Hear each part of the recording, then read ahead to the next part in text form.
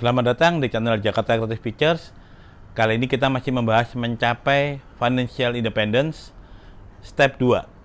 Jadi ada 4 step dalam mencapai financial independence. Yang pertama yaitu memperbesar income, yang kedua mengendalikan pengeluaran, yang ketiga membangun financial base, yang keempat mengelola portfolio investasi. Jadi sekarang ini kita membahas yang step kedua, yaitu mengendalikan pengeluaran. Di seksi ini akan ada beberapa hal yang sudah diketahui umum dan ada beberapa hal yang mungkin baru bagi Anda. Yang sudah diketahui umum adalah bahwa pastikan pengeluaran Anda tidak lebih besar dari pendapatan Anda. Ya, pastikan ya, kalau itu meleset jangan mimpi membangun financial base. Kemudian pastikan setiap bulan Anda mampu menyisihkan 10-40% dari penghasilan Anda untuk diinvestasikan setiap bulan tanpa absen ya. Diinvestasikan dalam bentuk apa? Saya sebutkan saja supaya lebih simpel, dalam bentuk surat berharga negara atau SBN. Bisa ORI, SR, FR, ST, bentuknya macam-macam ya. Jadi kenapa saya mengarahkan ke situ? Yang pertama itu aman, karena itu obligasi negara ya. Yang kedua jauh lebih besar daripada deposito, hampir 2 kali lipat daripada bunga deposito. Deposito itu sekitar 3%, sementara SBN itu antara 5-6%. Nah, setiap bulan pastikan Anda menyisihkan itu. Prinsip berikutnya, ini yang barangkali baru. Jangan pernah berhutang membeli apapun. Apapun. Mobil, rumah, apapun lah sebutkan. Karena kalau Anda berhutang, sebetulnya Anda membayar lebih mahal. Ada interest yang harus Anda bayar, ada bunga yang harus Anda bayar, ada fee yang harus Anda bayar, ada asuransi yang harus Anda bayar.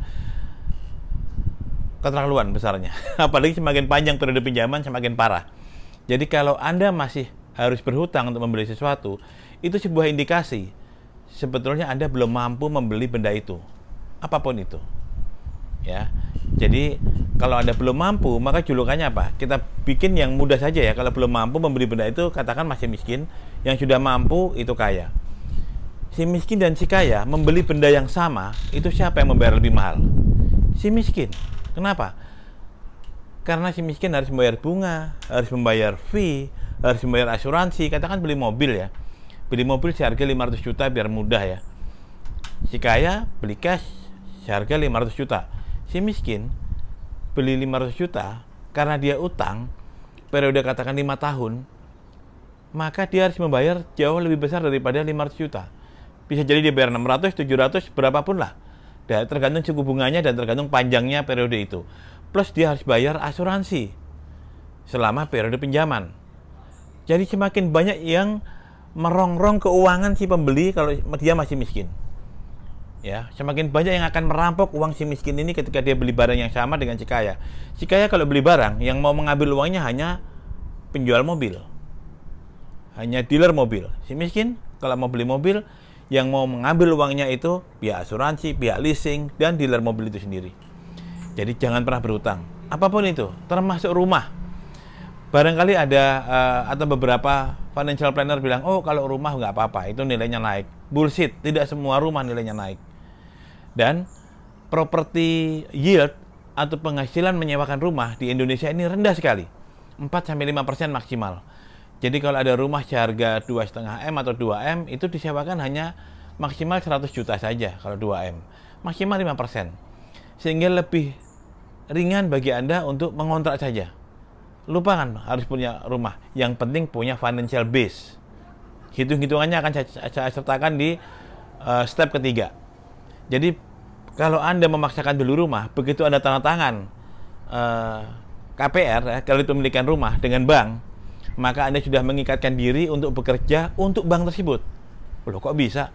Ya karena setiap bulan Anda akan menyerahkan sejumlah uang yang cukup besar beserta bunganya ke bank tersebut sampai periode pinjaman 10 tahun, 15 tahun.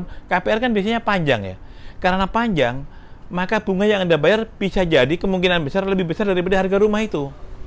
Rumah 2,5 M Anda pinjam di KPR, Anda mungkin bayarin 5 M bahkan lebih.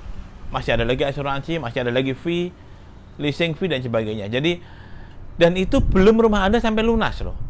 Kalau Anda gagal membayar 3 kali angsuran, akan disita oleh bank dan akan dijual ke orang lain. Itu Anda hanya dipinjamin. Anda bekerja untuk bank. Banknya senang. Semakin banyak orang sign KPR dengan bank tersebut, bank punya penghasilan pasti sampai 15 tahun ke depan.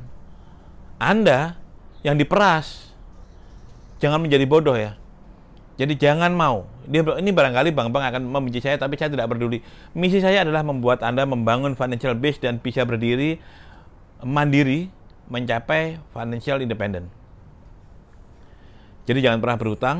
Nah, kalau Anda berhutang, Anda tiap bulan memberikan uang yang besar, Anda tidak akan mampu membangun financial base. Anda akan berantakan cita-cita Anda. Lupakan yang namanya financial independence. Jadi, gambar besarnya begitu. Penghasilan harus lebih besar daripada pengeluaran.